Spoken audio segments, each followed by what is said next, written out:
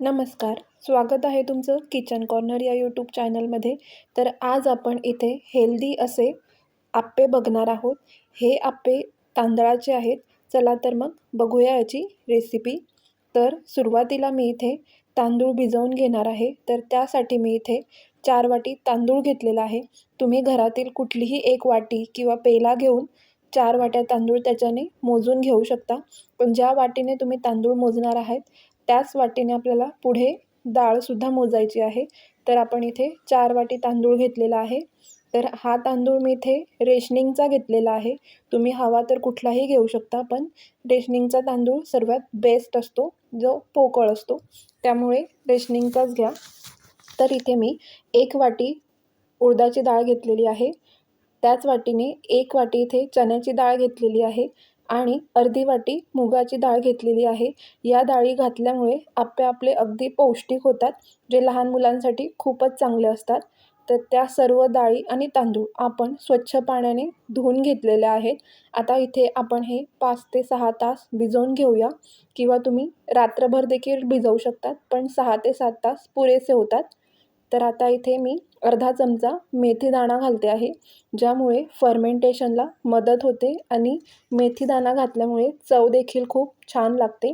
तर आता इथे आपण हे सर्व जिन्नस ताट किंवा काहीही ठेवून तुम्ही झाकून ठेवू शकता 6 ते 7 तासासाठी. त्यानंतर आपण हे सगळं दळून घ्यायचं आहे. तर 6 ते 7 तासानंतर आता आपल्या डाळी वगैरे सगळ्या व्यवस्थित भिजून झालेल्या आहे.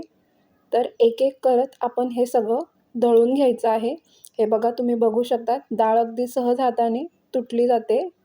तर हे सगळं आपण मिक्सरच्या भांड्यामध्ये आधी तांदूळ मग डाळ असं एक एक करून आपण सर्व दळून घ्यायचं आहे.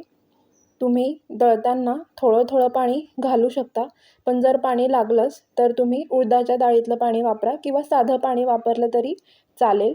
तर एक एक करून आपण इथे आता सर्व गोष्टी दळून घेणार आहोत. सुरुवातीला आपण तांदूळ दळून घेऊया. तर मी इथे थोडा थोडा तांदूळ मिक्सरच्या जारमध्ये घेते आहे आणि अगदी व्यवस्थित फाईन असा आपण तो दळून घ्यायचा आहे.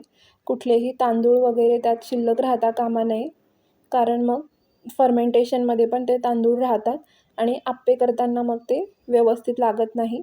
त्यामुळे असं थोडं थोडं तुमच्या मिक्सरच्या जारमध्ये मावेल तितकंच घेऊन आपण हे दळून घ्यायचं आहे. तर मी इथे मेथीच्या डाळीतलं पाणी वापरते आहे. नसेल तुम्हाला शक्य तर तुम्ही साधं पाणी वापरलं तरी चालेल. मेथीच्या डाळीतलं पाणी वापरल्यामुळे फर्मेंटेशन छान होतं. उडदाची डाळ. तर हे बघा, इथे मी तांदूळ तुम्हाला दाखवते आहे. अगदी फाईन असा दळून घ्यायचा आहे आपण हा तांदूळ. आता आपण याला एका मोठ्या स्टीलच्या भांड्यामध्ये काढायचं आहे. भांडं शक्यतो मोठंच घ्या, जेणेकरून आपलं बॅटर फर्मेंटेशन नंतर फुलतं. तर त्यासाठी देखील जागा पाहिजे. तर आता मी इथे सर्व तांदूळ आणि डाळ दळून घेतलेले आहेत. कन्सिस्टन्सी तुम्ही बघू शकता. आता आपण हे व्यवस्थित हलवून मिक्स करून घ्यायचं आहे. शक्य तितकं व्यवस्थित मिक्स करा, म्हणजे फर्मेंटेशन छान होईल. कुठेही डाळ किंवा तांदूळ असं वेगळं राहता कामा नये. त्यामुळे अगदी 5 ते 7 मिनिट असं चमच्याच्या साहाय्याने किंवा विस्करच्या साहाय्याने किंवा अगदी हातानेच आपण व्यवस्थित मिक्स करून घ्यायचं आहे, जेणेकरून डाळ आणि तांदूळ व्यवस्थित मिक्स होतील आणि फर्मेंटेशन नीट होईल. जर फर्मेंटेशन हिवाळ्यात नीट होत नसेल तर तुम्ही खाली एखादा कपडा किंवा गरम जागी हे भांडं ठेवून फर्मेंटेशन नीट करून घेऊ शकता. तर आता फर्मेंटेशन आपलं झालेलं आहे. तर त्याआधी आपण एक वाटण करून घेऊया. मी इथे मिक्सरच्या जारमध्ये 4-5 हिरव्या मिरच्या, 4-5 लसूण, थोडं जिरं आणि आलं घेतलं आहे, जे असं आपण व्यवस्थित बारीक वाटून घ्यायचं आहे. अगदी भरडसारखंच वाटायचं आहे, एकदम पाणी टाकून पेस्ट करायची नाही. तर आता फर्मेंटेशन बघूया. तर आपलं हे व्यवस्थित असं फर्मेंट झालेलं आहे. तुम्ही बघू शकता बऱ्यापैकी आपलं पीठ फुलून आलेलं आहे.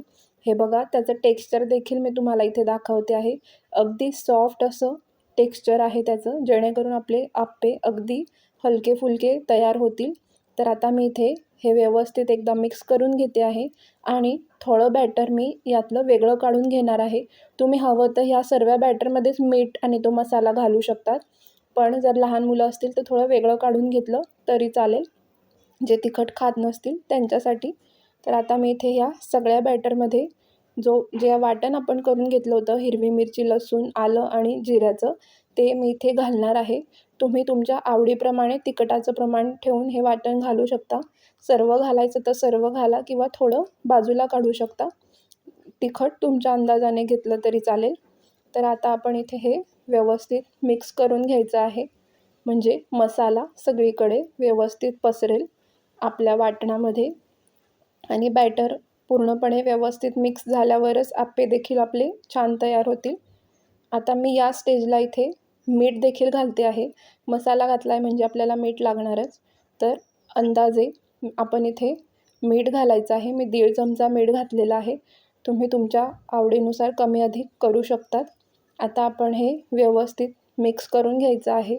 जर तुमचं बॅटर, इथे मला एक टिप सांगायची आहे, जर बॅटर व्यवस्थित आपलं फर्मेंट झालं नसेल तर तुम्ही इथे थोडासा खाण्याचा सोडा यूज करू शकतात किंवा अगदीच इनो असेल घरात तर तोही टाकला तरी चालेल. पण जर बॅटर व्यवस्थित आपलं फर्मेंट झालं आहे तर या गोष्टी अवॉइड करा, जेणेकरून आपल्या खाण्यामध्ये सोडा किंवा इनो असे पदार्थ येणार नाहीत. अगदी नॅचरली फर्मेंट झालेलं खाल्लं तरी छानच. आता मी इथे थोडं बॅटर वेगळं काढलं आहे. तर मी माझ्या लहान मुलासाठी करते, त्यामुळे इथे मी यात गाजर किसून घातलेला आहे. तुम्ही तुमच्या आवडीनुसार कुठल्याही व्हेजीस इथे घालू शकता, जेणेकरून आपले आप्पे अगदीच पौष्टिक होतील. कारण लहान मुलं अशा भाज्या खायला बघत नाही, त्यामुळे आपण इथे यामध्ये मिक्स करून त्यांना देऊ शकतो. तर मी इथे गाजर टाकलेलं आहे. तर आता मी इथे थोडीशी त्यात हळद देखील टाकणार आहे. ही पूर्णपणे ऑप्शनल आहे. तुम्हाला टाकायची असेल तरच टाका किंवा न टाकता देखील आप्पे बनवले तरी ते खूप छान होतात. पण मी सहज एक त्याला फ्लेवर म्हणून मी इथे आप्पे टाकते, आप्प्यांमध्ये हळद टाकते आहे. हळद टाकल्यानंतर मात्र आपण व्यवस्थित मिक्स करायचं आहे, नाहीतर काय होतं, हळद कुठे आणि पांढरं बॅटर कुठे असं राहतं. तर आता मी इथे आप्पे पात्र घेतलेलं आहे. तुमच्याकडे जे असेल ते तुम्ही घेऊ शकतात. 7 आप्प्यांचं किंवा याहून जास्त पण येतं आता मार्केटमध्ये, ते घेतलं तरी चालेल. आता सुरुवातीला आपण यामध्ये तेल टाकून घ्यायचं आहे. अगदी थोडंसं तेल टाकून असं आप्पे पात्र फिरवून घ्यायचं आहे, म्हणजे ते तेल सगळ्या बाजूला व्यवस्थित पसरतं. कुठेही आपलं पहिल्यांदा आपण करत असू त्यात तर आप्पे चिकटत नाही, जेणेकरून सगळीकडे तेल पसरलं जाईल याची काळजी घ्यायची आहे.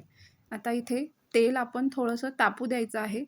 कमी ह्याच्यामध्ये टाकले तर आप्पे आपले व्यवस्थित जाळीदार होत नाही, त्यामुळे शक्यतो तेल तापल्यानंतरच त्यामध्ये बॅटर टाका, म्हणजे आप्पे अगदीच जाळीदार तयार होतात. तर आता इथे आपलं तेल बऱ्यापैकी तापलेलं आहे. तर सुरुवातीला मी इथे थोडीशी त्यात तीळ टाकते. त्यानंतर आपण पटापट आता हे बॅटर आप्प्यांचं त्यामध्ये टाकून घ्यायचं आहे, कारण आपलं तेल देखील गरम आहे. नाहीतर तीळ करपते किंवा नाही नीट होत. तर आता इथे आपण हे थोडं झाकून घेऊया. 1 मिनिटानंतर आपण हे आप्पे जरा पालटून घेऊया. तुम्ही इथे तेल टाकून देखील पालटू शकतात, जर निघत नसतील तर. आणि जर व्यवस्थित निघत असतील तर सहज पालटले तरी चालतील. अगदीच तुम्ही चमच्याच्या मदतीने किंवा टूथपिकच्या मदतीने देखील हे पालटून घेऊ शकतात. तर अशा पद्धतीने आपण सर्व आप्पे दोघी बाजूने व्यवस्थित भाजून घ्यायचे आहेत. तर बघा, इथे आप्पे आपले तयार आहेत. लहान मुलं अगदी आवडीने खातात आणि त्यात व्हेजीज असल्यामुळे ते हेल्दी देखील आहे. तुम्ही देखील अशा प्रकारे आप्पे करून बघा. अगदीच खूप सॉफ्ट झालेले आहे. आपण यामध्ये इनो, सोडा काहीही घातलेला नाही. तर तुम्ही देखील ही रेसिपी करून बघा आणि लाईक, शेअर, सबस्क्राईब करा. थँक्यू.